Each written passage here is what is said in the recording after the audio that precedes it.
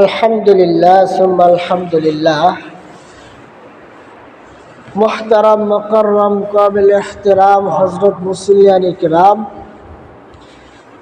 আল্লাহ পাকের আলিশান দরবারে লাখো কোটি শুকরিয়া, যে মহান মালিক আমাকে আপনাদেরকে অত্যন্ত মায়া করে, মহাব্বত করে, ভালোবেসে সুস্থতার জীবন দিয়ে দুনিয়ার সমস্ত ফিতনা ফাসাদ থেকে, দুনিয়ার সকল প্রকার ব্যস্ততা থেকে ফারেক করে জুমার দিনে আল্লাহ পাকের মহান হুকুম জুমার নামাজ আদায় করার জন্য মসজিদে এনেছেন।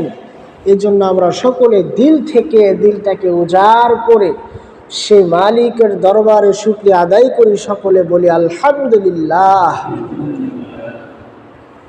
সংক্ষিপ্ত দরুদ পড়ি সেই মহামানব, মানবতার মুক্তির দূত, সৈয়দুল আম্বিয়া, সৈয়দুল মুরসালিন, খাতামুন নবিয়্যিন, আহমদ মুজতবা মুহাম্মদ মুস্তাফা সাল্লাল্লাহু আলাইহি ওয়াসাল্লামের উপর বলি সাল্লাল্লাহু আলাইহি ওয়াসাল্লাম। তো সম্মানিত উপস্থিতি, কয়েক জুমা যাবৎ কোরআনে কারীমের অন্যতম একটি সূরা সূরাতুল লুকমান থেকে আলোচনা করতেছিলাম। তো আজকের আলোচনার বিষয় হলো এই সূরাতুল লুকমানের মধ্যে আল্লাহ পাক রব্বুল আলামিন তার প্রিয় বান্দা হযরত লুকমান আলাইহিস সালামের তার সন্তানকে তিনি যে উপদেশ দিয়েছেন, অসংখ্য নসিহত তিনি করেছেন, তার ভিতর থেকে খুবই জানে মানে এবং চমৎকার সুন্দর 10টি উপদেশ এই কোরআনের মধ্যে লিপিবদ্ধ হয়েছে। মানে সুবহানাল্লাহ। তাফসীরের কিতাবের মধ্যে আছে, অনেক বড় একজন ইমাম, নামটা আমার মনে নাই, তিনি বলতেছেন যে লোকমান হাকিমের প্রায় আমি 10,000-এরও বেশি উপদেশ আমি পড়েছি। তিনি যে গুরুত্বপূর্ণ অনেক সময় অনেক ক্ষেত্রে যে নসিহত করেছেন, অনেক ধরনের উপদেশ তিনি দিয়েছেন। তো এখানে 10টি নসিহত করেছেন তার সন্তানকে। এত চমৎকার কথা আল্লাহ পাকের কাছে এত ভালো লেগেছে যে আল্লাহ তাআলা স্বয়ং মহাগ্রন্থ, পবিত্র বিশুদ্ধ গ্রন্থ আল কোরআনের মধ্যে সেই উপদেশগুলোকে তুলে ধরেছে। বলেন সুবহানাল্লাহ। তো এটা আলোচনা করার উদ্দেশ্য এটাই যে আমিও বাবা, আপনারাও বাবা, তিনি একজন বাবা ছিলেন। আমরা বাচ্চাদেরকে বিভিন্ন বিষয়ে উপদেশ দেই বা বলি, বাবা তোমার পড়াশোনা করতে হবে, তোমার প্রতিষ্ঠিত হতে হবে, তোমার নিজের পায়ে দাঁড়াতে হবে, এটা করতে হবে, সেটা করতে হবে, অনেক কিছুই আমরা বলি, কি বলেন, তাই না? তো দেখেন লোকমান হাকিম তার সন্তানকে কি বলেছেন, এমন চমৎকার উপদেশ। এগুলো যদি কোনো ব্যক্তি, কোনো পরিবার, কোনো সমাজ, কোনো রাষ্ট্র গ্রহণ করে, তাহলে পুরা ওই জায়গাটা, ওই দেশটা একদম শান্তিতে ভরপুর হয়ে যাবে। সুবহানাল্লাহ। খুবই চমৎকার কথা। তো 1 নম্বর যে করেছেন তিনি, যে লোকমান হাকিম, তার পরিচয় আমরা আগে দিয়েছি। তার একটা ঘটনা একটু না বললে হইতেছে না, সেটা হলো তিনি স্বাভাবিক জীবন যাপন করতেন।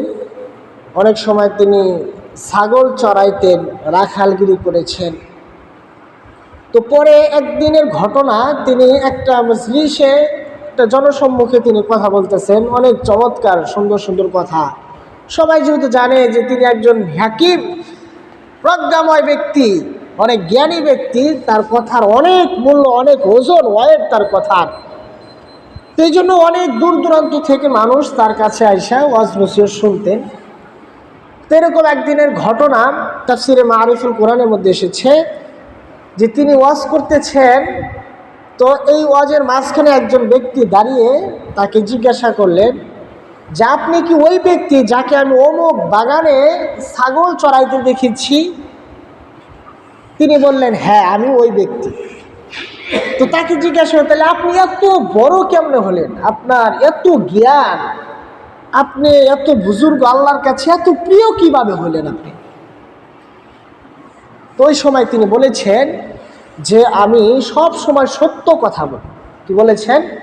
সব সময় সত্য কথা বলি। আর 2 নাম্বার বলেছেন আমি অপ্রয়োজনীয় কাজ এবং কথা থেকে বিরত থাকি। কি বলেন? খুব সুন্দর কথা না? যে আমি যা বলি সব সময় সত্য কথা বলি, কোনো মিথ্যা কথা বলি না, এবং অপ্রয়োজনীয় কাজ, অনর্থক কাজ এবং কথাবার্তা থেকে আমি কি থাকি? বেঁচে থাকি। তো আর এক বর্ণনা এসেছে, তিনি বলেছেন যে আমি সবসময় সত্য কথা বলি এবং নিজের দৃষ্টিকে হেফাজত করি, নিজের লজ্জাস্থানের হেফাজত করি এবং হালাল জীবিকাতে আমি তুষ্ট থাকি। অর্থাৎ আমার যে উপার্জন আছে, হালাল উপার্জন, এটাতে আমি কি থাকি? সন্তুষ্ট থাকি। এবং অপ্রয়োজনীয় কোনো কাজ, কোনো কথাবার্তা থেকে, এগুলা থেকে আমি বিরত থাকি।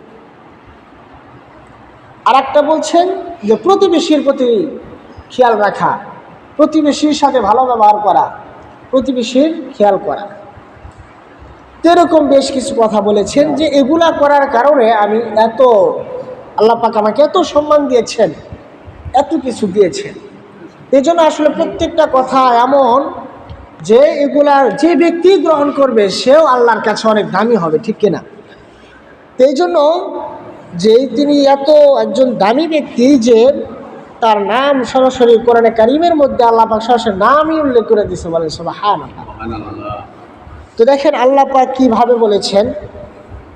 আল্লাহ পাক রব্বুল আলামিন বলেন ওয়ালাকাদ আতাইনা লুকমানাল হিকমা, আমি আমার বান্দা লোকমানকে হিকমত দান করেছি, প্রজ্ঞা দান করেছি, জ্ঞান দান করেছি।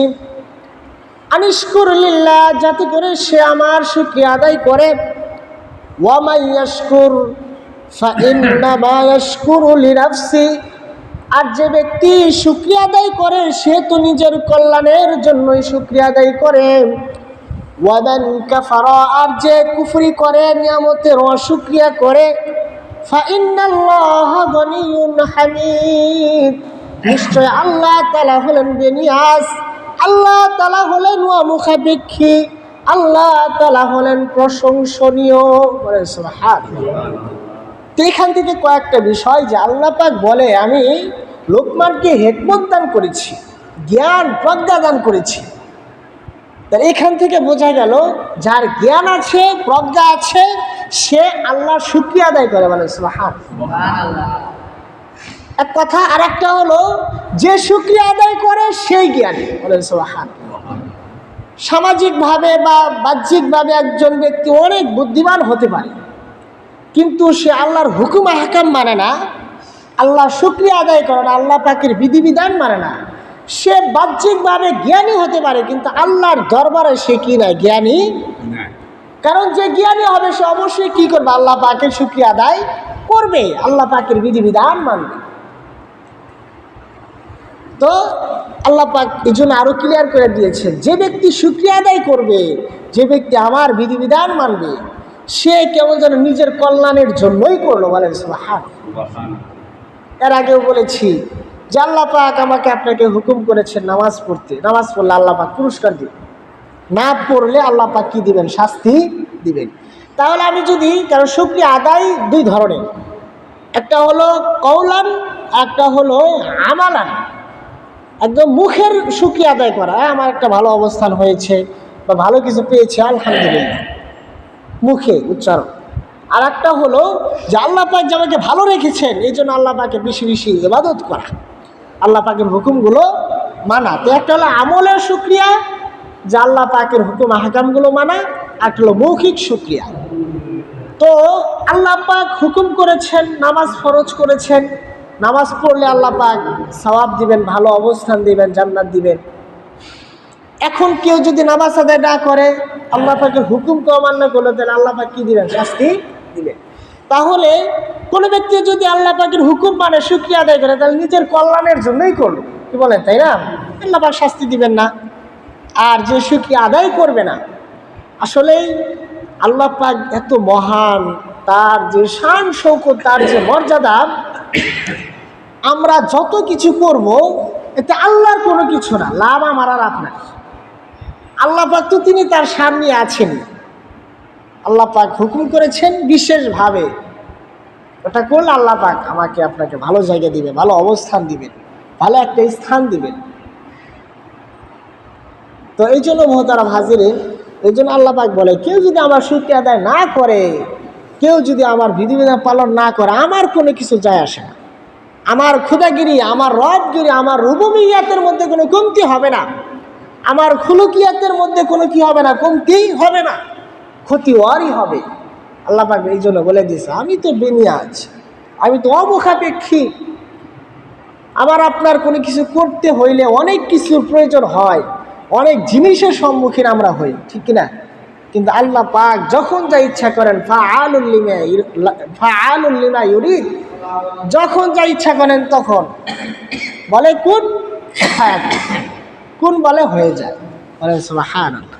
তো এখান থেকে আমরা জানলাম যারা জ্ঞানী হয় তারাই আল্লাহ পাকের কি করে, শুকরিয়া আদায় করে, আল্লাহ পাকের বিধিবিধান পালন করে। আর যারা আল্লাহ পাকের বিধিবিধান পালন করে তারাই জ্ঞানী, বলেন সুবহানাল্লাহ। আল্লাহ পাক আমাদের সকলকে কবুল করেন, সকল বলেন আমিন। এর পরের আয়াতে সময় সংক্ষিপ্ত, আমি 10টা উপদেশ তো অল্প অল্প করে আমি বলবো। এর পরের আয়াতে আল্লাহ পাক বলেন ওয়াইয ক্বালা লুকমান লিবনিহি ওয়া হুয়া ইয়াইযুহু ইয়া বুনাইয়া লা তুশরিক বিল্লাহ ইন্নাশ শিরকা লাযুলমুন আযীম। আল্লাহ পাক রব্বুল আলামিন বলেন স্মরণ করো ওই সময়ের কথা যখন আমার বান্দা লুকমান তার সন্তানকে উপদেশ দিতেছেন, তার সন্তানকে ওয়াজ করতেছেন, এইভাবে বলে ইয়া বুনাইয়া, হে আমার সন্তান, হে আমার কলিজার টুকরা সন্তান, তোমাকে আমি উপদেশ দিচ্ছি লা তুশরিক বিল্লাহ, তুমি কখনোই আল্লাহর সাথে কাউকে শরীক করবে না। কি বলেন, কি চমৎকার কথা, যে হে সন্তান কোনো অবস্থাতেই কখনোই তুমি আল্লাহর সাথে কি করবে না, শিরিক করবে না। ইন্নাশ শিরকা লাযুলমুন আযীম, নিশ্চয় শিরিক, দুনিয়ার মধ্যে যত জুলুম আছে, যত অন্যায় অবিচার আছে, তার ভিতরে সবচেয়ে বড় জুলুম হলো আল্লাহর সাথে শিরিক করা। সবচেয়ে বড় জুলুম হলো কি আল্লাহর সাথে শিরিক করা। তাহলে দেখেন, আমরাও বাবা, আমিও বাবা, আপনারাও বাবা, তিনি একজন বাবা ছিলেন, আমরা কি উপদেশ দেই আর তিনি কি উপদেশ দিয়েছেন, যে হে সন্তান কখনোই শিরিক করবে না। আমরা তো অনেক কিছু বলি, হে সন্তান তোর পড়াশোনা করতে হবে, অনেক বড় কিছু হতে হবে, অনেক কিছু করতে হবে, নিজের পায়ে দাঁড়াতে হবে, অনেক কিছু বলি। দুনিয়াবি সফলতা অর্জনের জন্য আমরা যেই পরিমাণ আমি আমার সন্তানদেরকে তদারকি করি, যেই পরিমাণ চাপ দেই, আল্লাহ পাকের হুকুম পালন করার ক্ষেত্রে এই পরিমাণ চাপ আমরা দিই না। একদিন যদি স্কুলে না যায়, একদিন যদি কাজ না করে, বা যারা ব্যবসা করে যদি ব্যবসার দোকানে না যায়, যেই পরিমাণ আমি রাগ করি, বা আপনি যেই পরিমাণ রাগ করি, বা যেই পরিমাণ অভিমান করি, ধমক দিয়ে শাসন করি, আমার ওই সন্তানে যদি নামাজ না পড়ে ওই পরিমাণ আমি কি দেই না, ধমক দেই না। হাজারো বাবা এরকম পাওয়া যাবে, সন্তান একদিন স্কুলে যায় নাই বা কাজ করে নাই, সে অনেক রাগারাগি, কিন্তু ওই সন্তানই, ওই বাবাই, ওই সন্তান একদিনও ফজর নামাজ পড়লো না, কিন্তু ওই বাবার কোনো মাথা ব্যথা নেই, কোনোদিন ডাকও দিল না, ধমকও দিল না, কিছুই দিল না। অথচ কাজের জন্য বা পড়াশোনার জন্য অনেক সময় খাবারও বন্ধ করে, এই মানে খাবার দিবি না, ওই যেন বাড়িতে না আসে, কি বলে এরকম বলি না আমরা, অনেক সময় শাসন করা। ঠিক আছে, ওটাও ঠিক আছে, কিন্তু এই লাইনে আমার যে সন্তান সারা চিরকালের যে একটা স্থান, সেই আখিরাতকে সে বরবাদ করতেছে, আমি একজন বাবা হয়ে ওই পরিমাণ সতর্ক তাকে করছি না। এখান থেকে শিক্ষা, তাহলে আমিও বাবা, আপনারাও বাবা, প্রথম কাজ সন্তানকে যে উপদেশ দিব, আমার সন্তান তুমি বড় হয়ে দুনিয়ার অনেক স্থানেই তুমি চলাফেরা করবে, অনেক কিছুই তুমি করবে, তুমি খেয়াল রাখবে কোনো অবস্থাতেই যেন তোমার দ্বারা আল্লাহর সাথে শিরিক করা না হয়। 1 নম্বর উপদেশ যে তুমি কখনোই আল্লাহর সাথে কি করবে না, শিরিক অনেক ধরনের আছে। আকীদাগত শিরিক, কথা মানে কওলি কথাবার্তার শিরিক, আবার কাজের শিরিক, বিশ্বাসগত শিরিক। রিজিকের মালিক কে? আল্লাহ তাআলা। সুস্থতার মালিক, অসুস্থতার মালিক, হায়াতের মালিক, মৌতের মালিক, সব কিছু আল্লাহ তাআলা। একজন অসুস্থ হলেই মারা যাবে না, আবার একজন সুস্থ থাকলেই যে জীবিত থাকবে এটাও কি বলেন, তাই না? হাজারো ঘটনা। একই ঘরে মা বছরকে বছর অসুস্থ পড়ে থাকে, সুস্থ সন্তান চলে যায়, কি বলেন, হয় না এরকম? তার মানে কি বোঝা গেল? যে অসুস্থ হলে একটা মানুষ মরে যাবে না, আল্লাহ পাকের যখন হুকুম হবে তখনই সে যাবে, সে সুস্থ হোক আর কি হোক, অসুস্থ। এই জন্য সব কিছুর মালিক আল্লাহ তাআলা, আল্লাহ তাআলাই করেন। বিশ্বাস রাখতে হবে কার উপরে? আল্লাহর উপরে।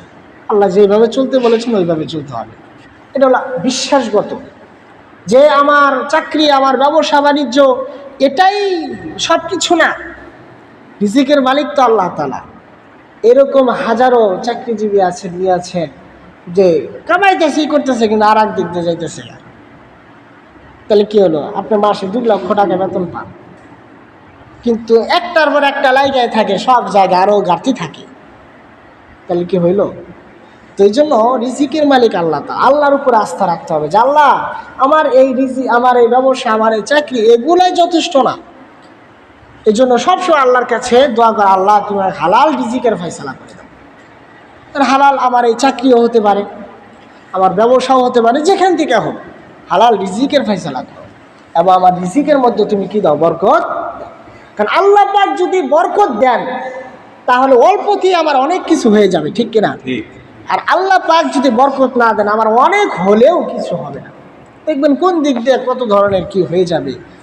তো এইভাবে চলা, আল্লাহর উপর আস্থা রাখা। এবং একটা জিনিস হলো যে আসলে আল্লাহ পাকই মুসিবত দিবেন, আল্লাহ পাকই রক্ষা করবেন, কি বলেন, তাই না? আল্লাহ পাকই দিবেন, আল্লাহ পাকই, হয়তো একটু সময় লাগতে পারে, কিন্তু আমাদের ধৈর্য কম, আমাদের ঈমান বিশ্বাস কম, যার কারণে আমরা পেরেশান হয়ে যাই। সব কিছু নির্ধারিত, কোন সময় কি দেওয়ান লাগবো না দেওয়ান লাগবো কে ভালো জানেন? আল্লাহ তাআলা ভালো জানেন। কিন্তু আমরা পেরেশান হয়ে যাই, এই এখনই হয় না কেন, কি বলেন, তাই না? হবে, আল্লাহ পাক দিবেন, একটা সময় পার হলে দিবেন, কোন সময় যা দরকার। হয়তো আমার আপনার কাছে একটা বিষয় মনে হচ্ছে যে এখন হলেই তো মানে ভালো হইতো, কিন্তু আসলে এই সময় ভালো না। কারণ আল্লাহ পাক তো পুরা কুল কায়নাতের সব বিষয়কে বিবেচনা করবে।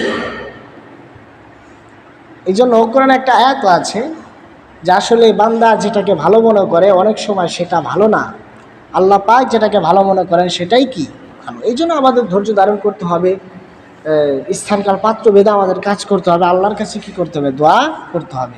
পেরেশান হওয়ার কিছু নাই, আল্লাহ পাকই মুসিবত দিবেন, আল্লাহ পাকই মুসিবত থেকে উদ্ধার করবেন। এখন এক মুসিবতে আছি, আল্লাহ পাক এমন কিছু দিবেন যে একবারে সন্তুষ্ট করে দেবো, বলেন সুবহানাল্লাহ। তাহলে 1 নম্বর উপদেশ হলো যে লোকমান হাকিম তার সন্তানকে বলেছেন, হে আমার সন্তান, তুমি কি করবা না? শিরিক করবা না। কারণ শিরিক হলো সবচেয়ে বড় জুলুম। আজকালকে মানুষ জেনে বুঝে অনেকভাবে, বিভিন্নভাবে অনেক শিরিকের মধ্যে আমরা লিপ্ত হয়ে যাচ্ছি।